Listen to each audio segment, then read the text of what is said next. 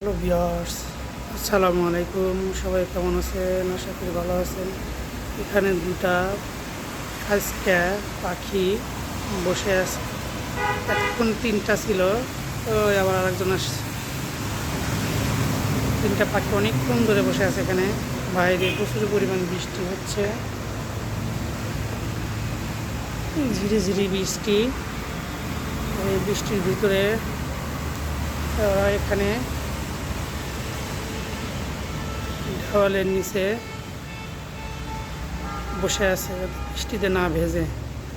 বাইরে পোকামাকড় একটা করে পোকা ধরে নিয়ে এসে এখানে খাচ্ছে। আর বৃষ্টিতে যাতে না ভেজে সেই জন্যে এখানে বসে আছে তিনটা আজকে পাখি, কালো কুচকুচে। দেখতে আমার তো খুবই ভালো লাগছে।